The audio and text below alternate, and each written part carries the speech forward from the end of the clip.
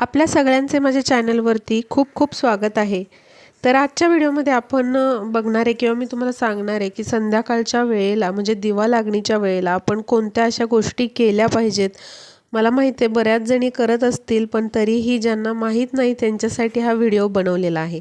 तर सगळ्यात आधी दिवा लागणीच्या आधी म्हणजेच 5:30-6ला आपण काय केलं पाहिजे, तर आपल्या घराचे जे दरवाजे आहेत किंवा मग खिडक्या आहेत त्या सगळ्या उघडल्या पाहिजेत। बघा, संध्याकाळची वेळ असते ती लक्ष्मी येण्याची वेळ असते आणि या वेळेला तुम्ही काय केलं पाहिजे, तर तुमच्या ज्या दारं खिडक्या आहेत त्या सगळ्या ओपन केल्या पाहिजेत।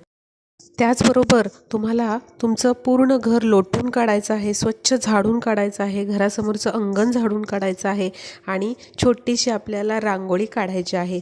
जमली तर अशी लक्ष्मीची पावलं किंवा अष्टदल कमल असं काढण्याचा प्रयत्न करा। याने लक्ष्मी माता खूप प्रसन्न होते आणि आपल्या घराकडे आकर्षित होते। त्यामुळे या आपल्याला गोष्टी न विसरता करायच्या आहेत। आणि सगळ्यात महत्त्वाची गोष्ट, बरेच जण बघा दिवा लावतात, देवपूजा वगैरे व्यवस्थित करतात, पण दारं खिडक्याच बंद असतात। तर असं करू नका, कारण लक्ष्मी माता या वेळेला आपल्या घरामध्ये प्रवेश करत असते आणि जर आपल्या घराचे दरवाजे खिडक्याच बंद असतील तर लक्ष्मी आपल्या घरामध्ये येऊ शकत नाही। त्यामुळे आपल्या घराचे जेवढे काही दरवाजे आहेत तेवढे ओपन करा। जरी तुम्हाला वाटलं की डास येतील किंवा किडे येतील, तर काही एवढ्या तेवढ्याने डास मच्छर येत नाहीत। आणि तुम्ही अर्धा तास तरी दरवाजा तुमच्या घराचा हा ओपन ठेवलाच पाहिजे।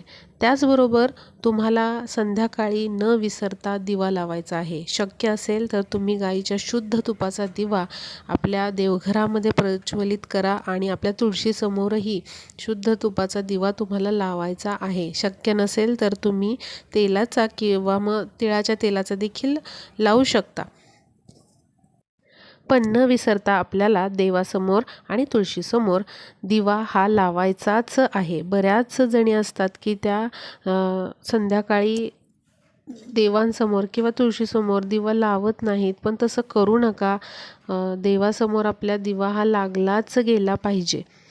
आता दुसरी गोष्ट म्हणजे आपल्याला संध्याकाळी 4 तरी कापराच्या वड्या जाळायच्या आहेत, कारण कापूर बघा हा खूप औषधी गुणधर्म असतात कापरामध्ये आणि कापूर घरामध्ये जाळणं यामुळे आपल्या घरामधले जे जीवजंतू असतात, काही कीटाणू असतात ते मरून जातात। त्याचबरोबर आपल्या घरामध्ये एक प्रकारची पॉझिटिव्हिटी पसरायला खूप खूप मदत होते। कितीही निगेटिव्हिटी असू द्यात तुमच्या घरामध्ये ती नक्की कमी होते।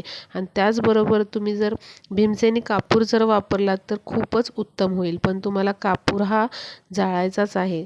सकाळ संध्याकाळ तुम्ही कापूर जाळला तरी चालेल, पण सकाळी नसेल तुम्हाला वेळ तर न चुकता तुम्ही संध्याकाळी कापराच्या वड्या या जाळायच्याच आहेत।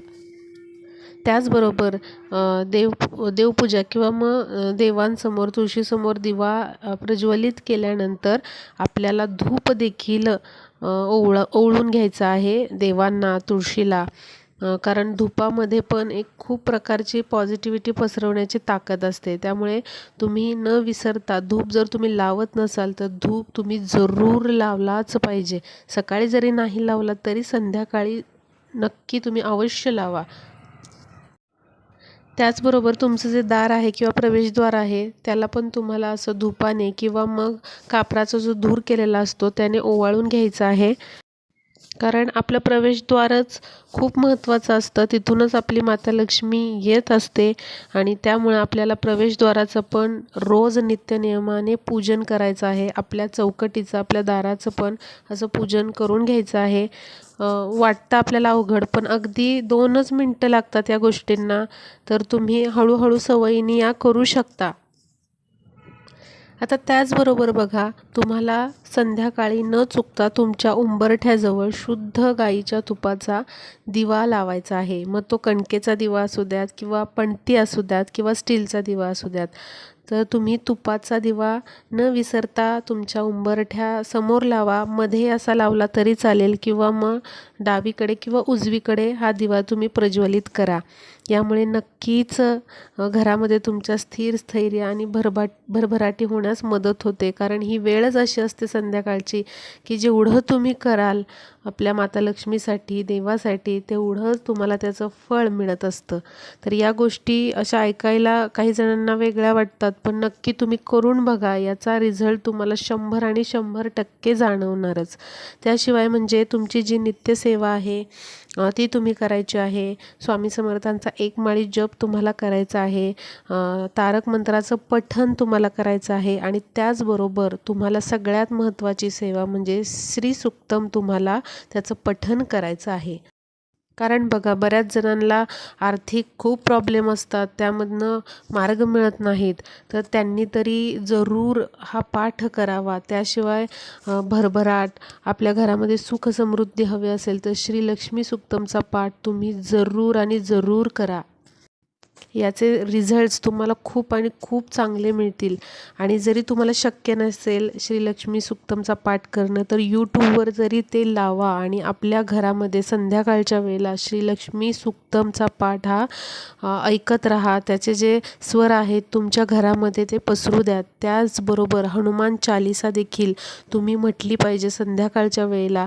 जरी म्हटली नाही तरी तुम्ही हनुमान चालीसा ही ऐकली तरी पाहिजेच. पण हनुमान चालीसा वाचायला खूप जास्त वेळ लागत नाही, तर तुम्ही न चुकता ती म्हणत चला. आणि शक्य नसेल तर तुम्ही यूट्यूबवर लावा आणि आपल्या घरामध्ये त्याचे स्वर पसरू द्यात. तर या काही सेवा होत्या किंवा या काही गोष्टी आहेत त्या तुम्ही संध्याकाळी दिवे लागण्याच्या वेळेला न विसरता करायचं आहे. आणि याचे तुम्हाला रिझल्ट जे मिळणार आहेत ते 100% पॉझिटिव्ह मिळणार आहेत. बघा, तुम्ही करून बघा हे सगळे उपाय. बघा, आपल्या आयुष्यामध्ये आत्ता काही प्रॉब्लेम असतील तर हे उपाय केल्याने काय होणार आहे? वाईट तर काहीच होणार नाही, झालं तर चांगलंच होणार आहे. त्यामुळे तुम्हाला जमतील तेवढ्या गोष्टी याच्यातल्या करण्याचा प्रयत्न करा. अजिबात वेळ लागत नाही, फक्त 5 ते 10 मिनिटं या सर्व गोष्टींना लागतात. तर नक्कीच तुम्ही अशा या गोष्टी करण्याचा प्रयत्न करा. आणि हा व्हिडिओ तुम्हाला युजफुल वाटला असेल तर सगळ्या तुमच्या मैत्रिणींपर्यंत शेअर करा. म्हणजे ज्यांनाही कोणाला माहीत नसेल त्यांनाही ही माहिती कळेल आणि हा व्हिडिओ युजफुल ठरेल. तर भेटूया पुढच्या व्हिडिओमध्ये.